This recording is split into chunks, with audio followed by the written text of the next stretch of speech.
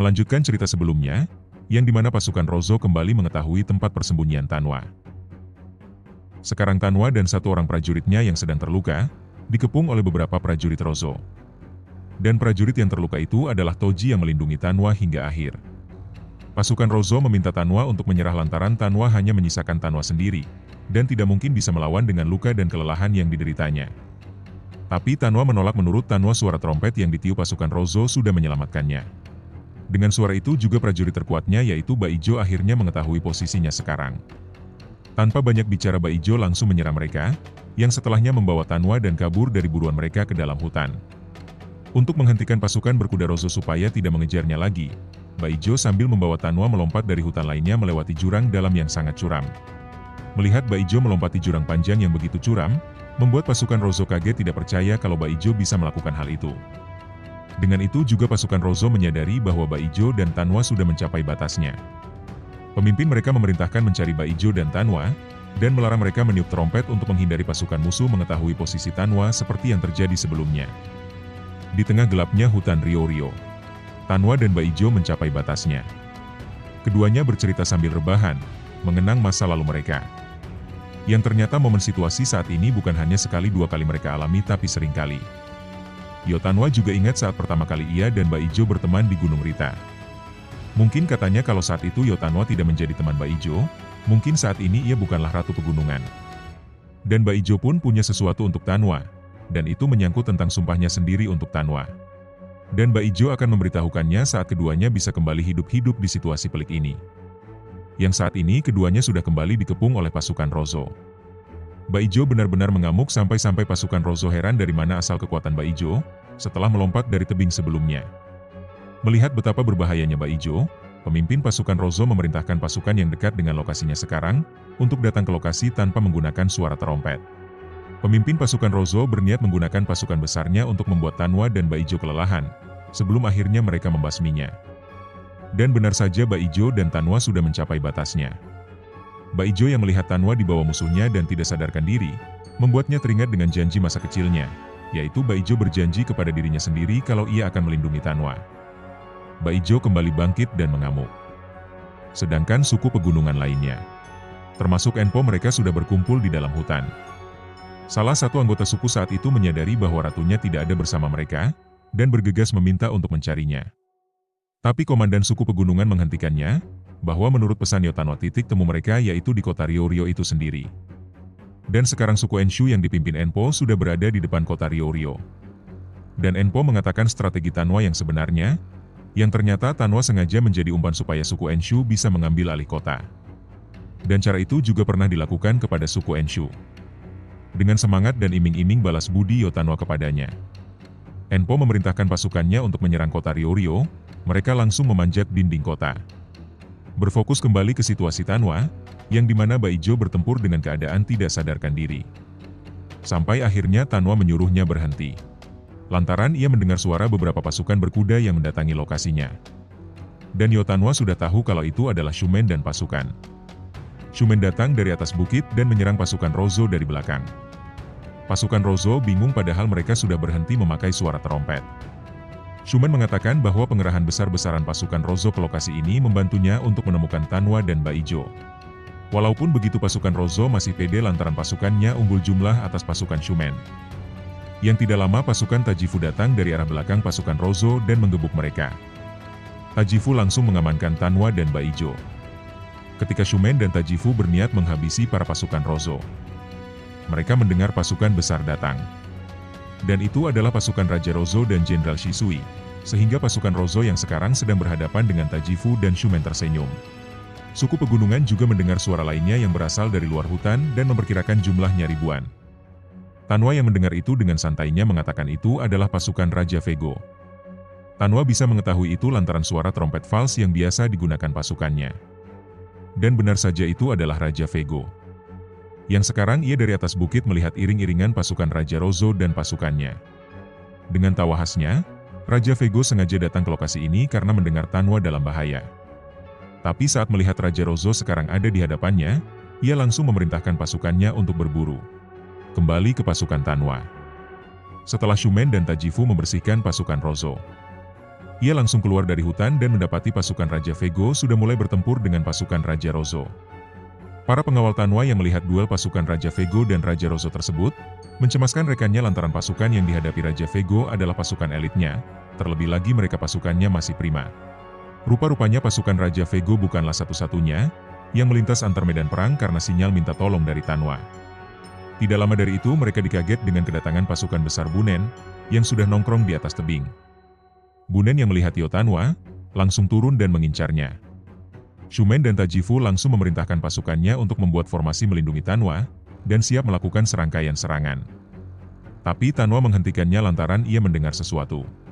Yang tidak lama pasukan Bunen dari belakang mendapatkan hantaman. Dan pelakunya adalah pasukan Heki dan suku Merah. Heki dan Kitari kaget saat melihat ada pertempuran di bawah mereka. Ia juga melihat pasukan Vego dan Raja Quanrong yang sedang bertempur. Tapi ketika Kitari melihat juga Yotanwa yang berada di sana, seketika membuatnya kaget. Kitari menyadari sesuatu dan mengerti rencana Tanwa yang sebenarnya. Kitari langsung meminta Heki untuk bergerak. Heki yang bingung menyangka bahwa Kitari memintanya untuk menyelamatkan Tanwa. Tapi bukan itu maksudnya, melainkan Kitari meminta Heki untuk mengalahkan Raja Rozo, yang sedang bertempur dengan Raja Vego sekarang. Kitari menjelaskan bahwa sebelum pasukan Tanwa sebesar ini, Tanwa sering melakukan taktik seperti ini yang membahayakan dirinya sendiri, dan mempercayai teman-temannya. Dan sejak awal yang Yotanwa inginkan adalah momen seperti ini, momen di mana pemimpin musuh keluar kandang. Menurut Kitari momen ini adalah momen saat menentukan untuk peperangan di kota Ryoryeo. Dan momen ini juga menjadi saat yang tepat untuk Heki membalaskan semua kesalahannya selama perang, dengan cara mengakhiri Raja Rozo di tempat ini. Dan Kitari menenangkan Heki soal balas dendam terhadap Bunen, bahwa ia sendiri yang akan mengakhirinya. Yang akhirnya Heki memerintah pasukannya untuk memburu Rozo bersama Raja Vego. Sedangkan Kitari memerintahkan pasukan suku Merahnya untuk bergerak memburu Bunen. Raja Vego mencak-mencak ia menginginkan pasukan Merah yang membantunya, malah Heki yang katanya pasukan lemah yang turun membantunya. Dan seperti biasa Raja Vego suka ngomong sendiri sambil tertawa-tawa.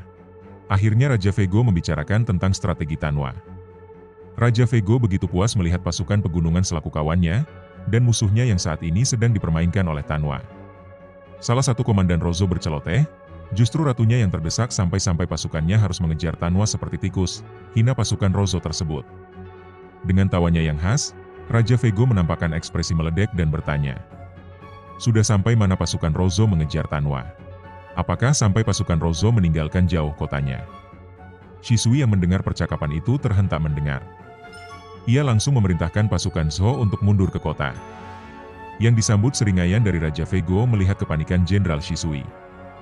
Dan itu adalah strategi dari Raja Vego untuk mengurangi jumlah pasukan musuh. Sehingga yang berada di sana sekarang hanya pasukan Rozo.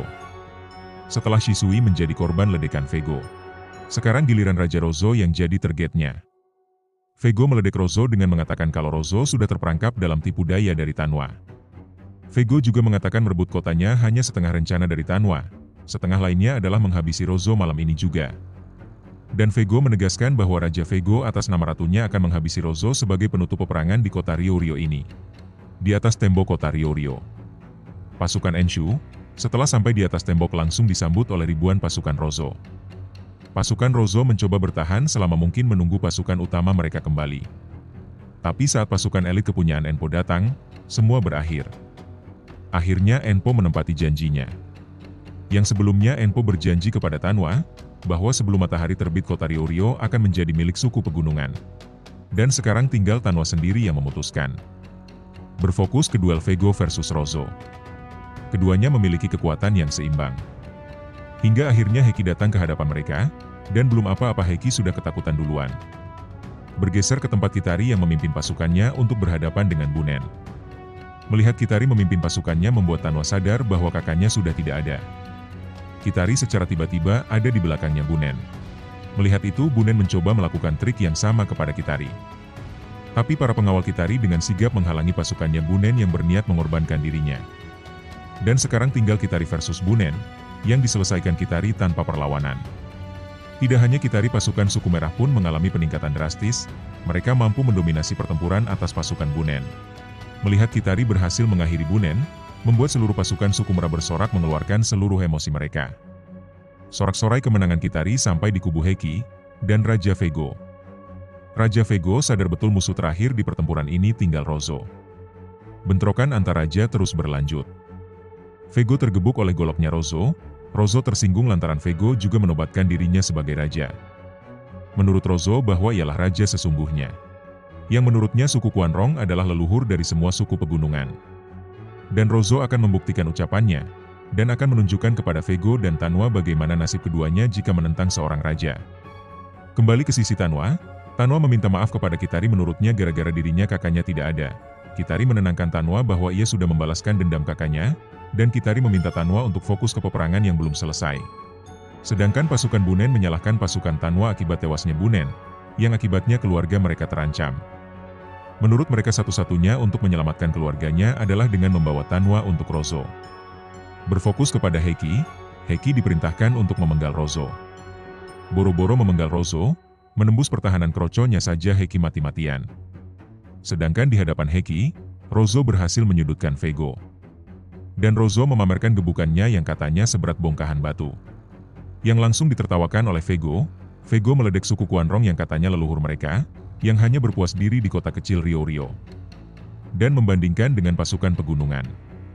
Yang setiap harinya bertempur saling berebut kekuasaan, sama seperti pasukan Qin saat ini yang menghapit tantangan untuk mewujudkan mimpi mereka. Yang menurut Vego, itu lebih kesatria dibanding dengan suku Quanrong yang hanya mengurung diri di kota kecil. Tidak hanya itu saja. Vego meledek gebukan Rozo sebelumnya yang katanya sekuat bongkahan batu, tapi faktanya tidak berasa. Vego sesumbar akan memperlihatkan gebukan suku pegunungan yang setiap harinya dihabiskan untuk berperang. Dan Vego langsung membuktikannya, ia menggebuk Rozo sampai Rozo terbanting.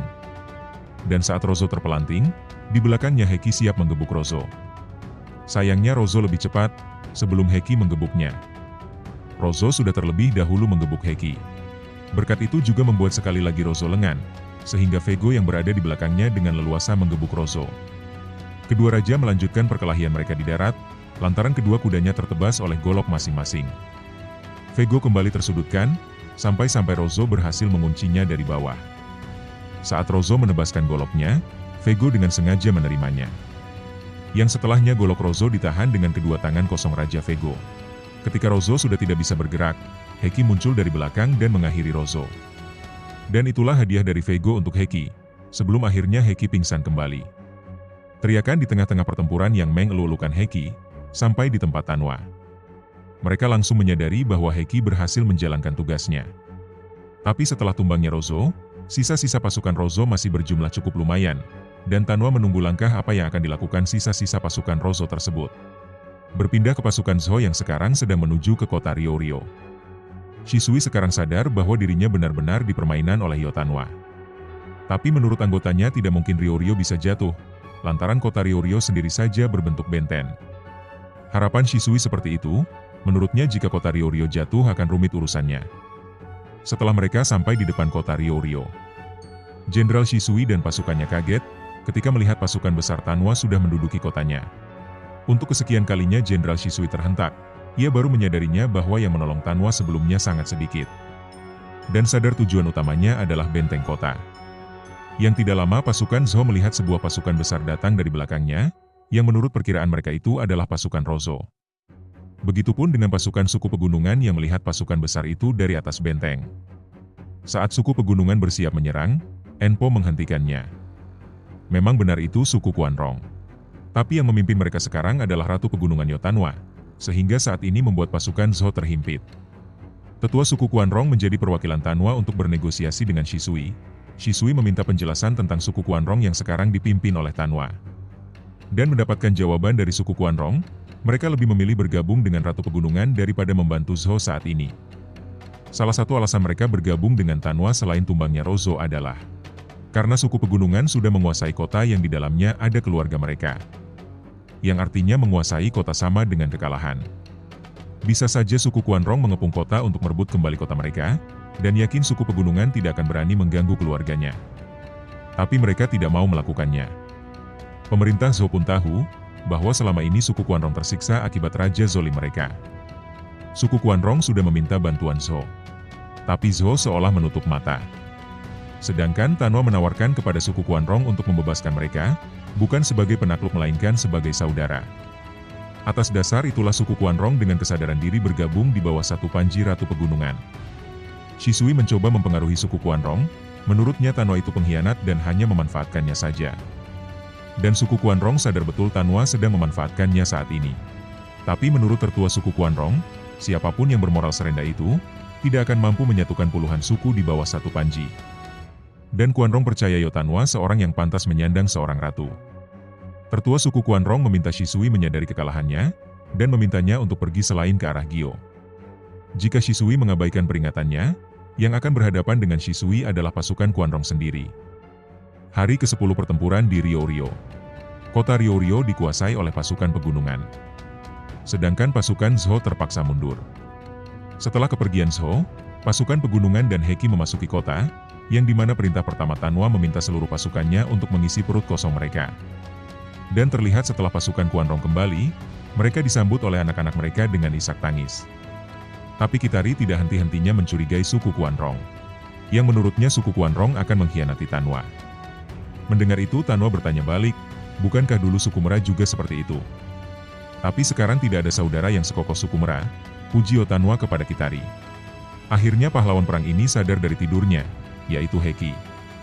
Yang setelahnya Tanwa langsung memuji Heki, atas aksinya yang berhasil menghabisi Rozo.